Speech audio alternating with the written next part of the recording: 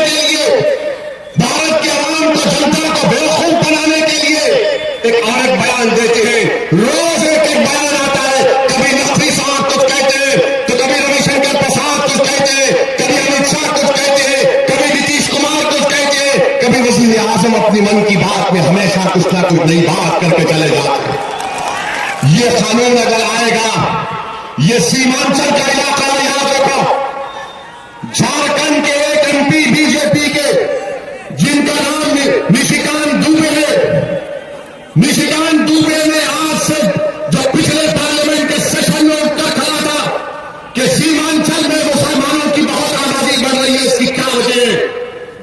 जाकर देखो, यह आपको तकलीफ पहुंचाने वाला कानून है, क्योंकि बांग्लादेश का बॉर्डर है, बांग्लादेश का बॉर्डर है, तो समझते हैं कि पूरे हम यहां से आए नहीं आए। और यहां पर जिस किशनगंज में, सीमांचल में जितने कब्रिस्तान है, अगर अल्लाह उन कब्रिस्तानों में लेटे हुए मुर्दों को अगर अल्लाह ताकत देगा तो पुकार कर कहेंगे जो सीना तान का हमारे बुजुर्ग सो रहे कि हम इस देश में पैदा हुए, इसी देश में आज सो रहे। मगर ये सबसे ज्यादा तकलीफ यहां पर की जाएगी तो कल को बीजेपी का लोग कहेंगे, अरे क्या कह रहे हो इसी तुम? क्या कोई गवर्नमेंट का मुलाजिम किसी को लिख देगा खबरों खुदा को? मेरे दोस्त, हमारे भारत में एक जगह है पुडुचेरी, जहां पर हमारी एक बेटी ने गोल्ड मेडल जीता, गोल्ड मेडल जीता। उसको सदर जमहूरिया से गोल्ड मेडल और डिग्री लेने की इजाजत इसलिए नहीं दी गई क्योंकि हमारी बेटी हिजाब पहनी हुई थी, हमारी बेटी हिजाब पहनी हुई थी। वो मुसलमान थी मगर देश की बेटी भी तो है, क्योंकि सर पर हिजाब था तो नफरत निकल कर आ गई, कहा कि नहीं एहतजाज करेगी। जब कोई मेरे घर पर आएगा उसके दिलो दिमाग में भी नफरत होगी और किसी को भी डाउटफुल लिख दिया जाएगा। बताओ आप क्या करेंगे? आप डिटेंशन, प्राइम मिनिस्टर वजीर आजम ने कहा रामलीला ग्राउंड में डिटेंशन कैंप नहीं है, फिर से नरेंद्र मोदी ने देश को गुमराहकुन बयान दिया। डिटेंशन कैंप आसाम में, डिटेंशन कैंप आसाम में, और कैसे 8-8 साल 7-7 साल से डिटेंशन कैंप में लोग सड़ रहे। अगर खबरों खुदा का नाम आ भी गया तो रजिस्टर लगाया जाएगा या किसी गवर्नमेंट के दफ्तर में, और वहां पर बीजेपी के लोग जाकर उस पर भी ऑब्जेक्शन डालेंगे, अपना एतराज डालेंगे कि नहीं नहीं हमको शिकायत है कि खबरों खुदा के नाम को कैसे आ गया। यह आसाम में हुआ, यह कानून में है, 2003 रूल्स में, और बीजेपी देश की जनता को गुमराह कर रही है। मेरे अजीज दोस्तों और बुजुर्गों, यह काला कानून है जो देश के लिए अच्छा नहीं है, इसको मुस्तरद करना है। ये याद रखिए, हमको कोई एतराज नहीं है कि पाकिस्तान से हमारे हिंदू भाई आते हैं, कि बांग्लादेश से हमारे हिंदू भाई आते हैं, कि अफगानिस्तान से हमारे हिंदू भाई आते हैं। आइए, उनको आप दीजिए, रेफ्यूजी का स्टेटस दीजिए, मगर ये कौन सी बात है कि मजहब के बुनियाद पर कानून बना दिया जाए? मुझे गम इस बात का नहीं है कि पाकिस्तान या बांग्लादेश अफगानिस्तान से कोई मुसलमान नहीं आएगा। मुझे गम इस बात का है जिस देश के लिए हमने अपनी जानों को कुर्बान कर दिया, जिस देश की अजमतों को बहाल करने के लिए हमने सरहदों पर अपनी गर्दनों को कटा दिया, जिस देश के लिए हमने सब कुछ किया, आज उसी देश की कुर्सी पर बैठने वाले नरेंद्र मोदी भारत के सारे 17 करोड़ मुसलमानों पर शक कर रहे हैं, शक कर रहे हैं हम पर। ये नाजायज है, ये गलत है मेरे भाई। मैं सलाम करता हूं हमारे अब्दुल रहमान साहब का, जिनकी 15 साल की अभी सर्विस बाकी थी। इन्होंने CAA के इस काले कानून के खिलाफ इंडियन पुलिस सर्विस से अपना इस्तीफा पेश कर दिया। ये बहुत बड़ी कुर्बानी इस बिहार के बेटे ने दी, मैं इनको सलाम करता हूं। अब हम नीतीश कुमार से पूछना चाहते हैं, आपको ठीक है, आपने कहा था कि मैं बीजेपी के साथ नहीं जाऊंगा, मगर नीतीश कुमार साहब, क्या आपके सीने में धड़कता हुआ दिल नहीं है? क्या आपके सीने में धड़कता हुआ दिल नहीं है? कैसे आप अपनी आंखों को बंद करके, क्या आपका शरीर आपको इस बात की इजाजत देगा कि भारत में इस तरह का कानून बनेगा मजहब की बुनियाद पर? जनाब नीतीश कुमार साहब, आपको नरेंद्र मोदी 3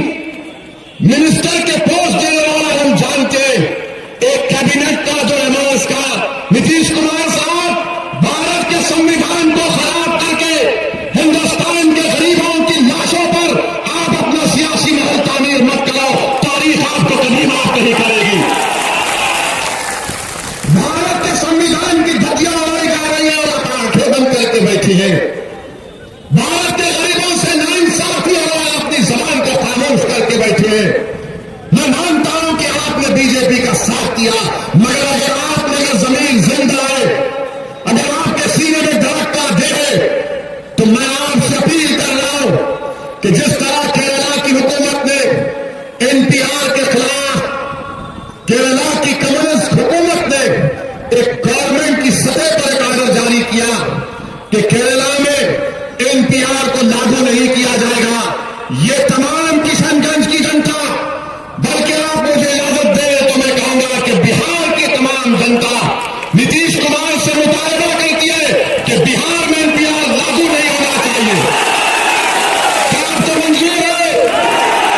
क्या आपको मंजूर है कि बिहार में एनपीआर लागू नहीं होना चाहिए?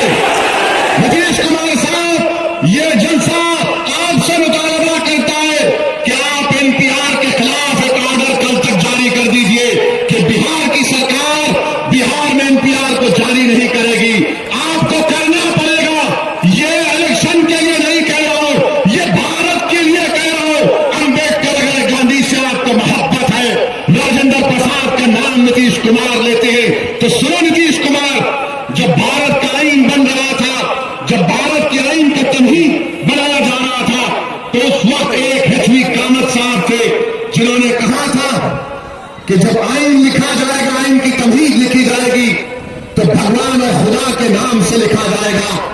तो राजेंद्र प्रसाद साहब ने जाकर एचवी कामत से कहा कि नहीं नहीं, तमहीद का आगाज भगवान या खुदा के नाम से नहीं हो सकता। वोटिंग हुई और एचवी कामत साहब हार गए। मेरे भाई, ये हमारे बुजुर्गों के फैसले थे। आज वजीर आजम इस मुल्क को मजहब की बुनियाद पर कमजोर करना चाहती है। एनपीआर और एनसीआर में कोई फर्क नहीं है। एनपीआर एनआरसी में कोई फर्क नहीं है। मैं किसी भी जगह पर कहीं पर भी कोई भी बीजेपी के बड़े से बड़े लीडर से बहस करने के लिए तैयार हो। आओ बात कर लेंगे, आओ बात कर लेंगे। मैं तो एक नहीं 9 मरतबा सरकार ने पार्लियामेंट में कहा कि एनपीआर एनआरसी एक ही है। जो कागजात किताबात पार्लियामेंट में दिए गए उसमें कहा गया, मेरे अजीज दोस्तों और बुजुर्गों, ये काला कानून है। और मुझे अफसोस के साथ कहना पड़ता है कि जब से ये काला कानून बना, अब तक भारत में 20-25 लोगों की मौत हो चुकी है। जाने मिलिया का, आप ही का, बिहार का बेटा मिराजुद्दीन को पुलिस ने यूनिवर्सिटी की लाइब्रेरी में घुसकर उसको ऐसा मारा कि अपनी एक आंख से महरूम हो गया। यही सीतामढ़ी का बच्चा है। वो अलीगढ़ मुस्लिम यूनिवर्सिटी के बच्चे का हाथ काटना पड़ा। उत्तर प्रदेश में 18 लोगों की मौत हुई। और अफसोस तो यह है मुझे कि मीरठ में वहां के एसपी ने, उनका वीडियो आया और वीडियो में एसपी साहब कहते हैं, एक मुस्लिम मोहल्ले में जाकर कहते हैं, तुम यहां का खाओगे और वहां का गाओगे, तुम क्यों नहीं पाकिस्तान चले जाते? मैं इस पूरी गली को जेल में डाल दूंगा, तुमको तुम्हारी नानी याद दिला दूंगा।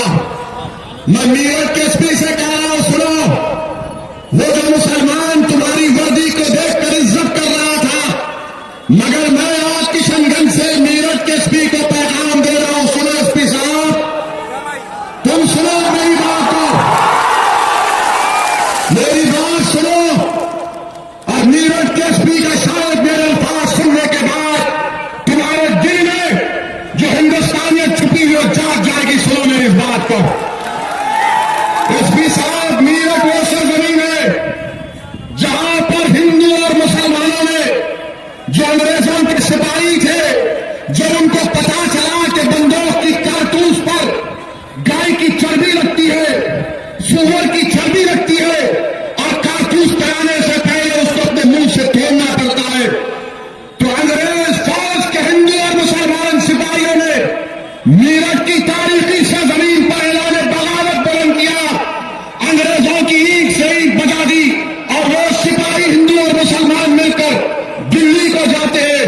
बहादुर शाह जफर से कहते हैं, बहादुर शाह जफर, अब इनकलाब बर्पा हो चुका है, आप इसकी क़यादत करिए। एसपी साहब, वो मीरठ की सरजमीन है और तुम वहां पर ठहर कर हमको कहते हो पाकिस्तान चले जाए। अरे एसपी साहब, अंग्रेजों को गोली हमने मारी थी, हिंदू मुसलमान ने मिलकर मीरठ में मारी थी। आपकी हिम्मत कैसे हुई कि तुम हमारी वफादारियों पर शक करते हो? मुसलमान दिख गया तो पाकिस्तान तुमको याद आ गया। मुसलमान दिखा तो तुमको मीरठ की अजीम कुर्बानी क्यों याद नहीं? एसपी साहब,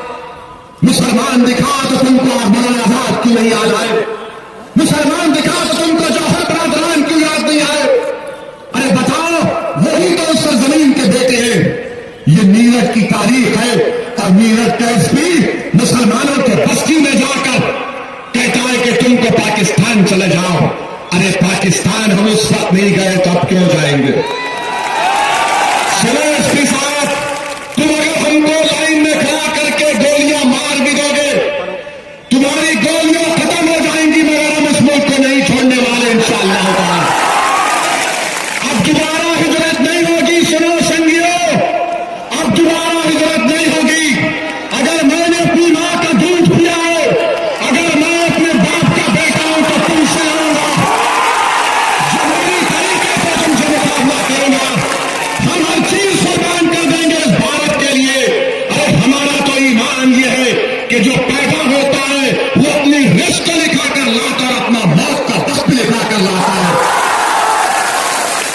18 लोगों को गोलियां मार दी गई। एक बच्चा मोहम्मद सलमान यूपीएससी की तैयारी कर रहा था। जिस तरह हमारे भाई आईपीएस थे, उसकी मां कहती है कि मेरा बेटा सुबह 5 बजे उठता और रात के 12 बजे तक पढ़ता, बीच में नमाज के लिए वक्त पाले। वो बच्चा अपने घर से निकला, गोली मार दिए, पुलिस वाले अरेस्ट कर लेकर गए। 18 लोगों की औलाद, वीडियोज है सोशल मीडिया पर कि उत्तर प्रदेश की पुलिस मस्जिद के आईने तोड़ रही है, गाड़ी के आईने तोड़ रही है, और उत्तर प्रदेश के मुख्यमंत्री योगी कहती है कि हम इनसे पैसा लेंगे, हम इनकी दुकानों को सील करेंगे, इनकी कारोबार को सब करेंगे। मैं उत्तर प्रदेश के चीफ मिनिस्टर को भी पैगाम देना चाहता हूं। योगी साहब, बुलंदशहर में एक पुलिस का इंस्पेक्टर, बुलंदशहर में एक पुलिस का इंस्पेक्टर वर्दी पहना हुआ था, उसको भीड़ ने गोली मारकर उसको शहीद कर दिया।